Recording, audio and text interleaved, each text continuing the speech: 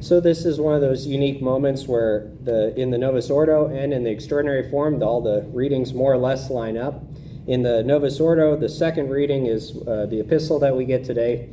And I think that epistle in particular is very important for understanding the Transfiguration and understanding what goes on in Peter's heart. At the beginning of that epistle, he talks about they didn't make up these cleverly devised myths, because if you think about it, this whole scene of Christ being transfigured in glory and his clothes being this dazzling white that no fuller could bleach it, it's kind of a fantastical thing, and hearing the voice and all the rest, having Moses and Elijah there. But Peter, being one of those eyewitnesses, is testifying that this actually happened. And for some reason, he felt that event in particular was so important. And I think it might have something to do with, basically, I think Christ was trying to prepare especially those three disciples of his close friends, for what was about to happen. That his crucifixion and ultimately his resurrection was all going to take place. And if you watch Peter throughout the Gospels, he forgets these realities. It's like, in a sense, in his second letter there, he's telling us we've got to remember these kinds of events. Because if we don't, because of our short memories and our tired and scared and confused hearts, we're going to forget, and it's going to cause us a lot of problems. So, Peter here has seen this tremendous vision. And then soon, later after this, he's going to experience the Last Supper, and his faith is going to waver when a little slave girl comes and asks him, "Are you not a Galilean also?" And he curses and swears and says, "I do not know the man."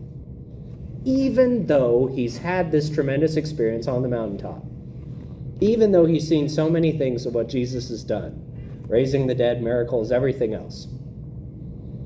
It's very important for us in our own personal lives to go back to moments in our memories where God showed up for us in a powerful way.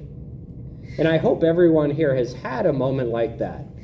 I think that's why we continue to bother to go to Mass in a world that sometimes doesn't see the value in such things, maybe thinks it's archaic and it's just some sky god up there who we've made up. I know I've had experiences in my life that I have to keep going back to remind me sometimes, because again, my heart gets tired and afraid and confused and forgetful, that God is real, that he loves, that he shows up, that he's more powerful than any of the things that I fear or worry about. I think that's one of the mysteries that we can take from this experience of the Transfiguration.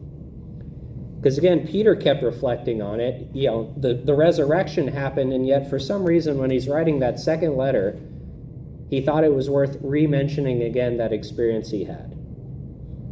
It doesn't mean that fear all goes away whenever we remember these things. If you know Peter's story, there's a story outside of the Gospels about where he's running away from Rome out of fear because he doesn't want to get killed. And he sees a vision of Christ walking with the cross. And he says, "Lord, where are you going?" And Christ says, "I'm going to Rome to die again." And so Peter finally musters the courage to go back to Rome, and then he's crucified upside down because he didn't feel worthy of being killed in the same manner as his Lord.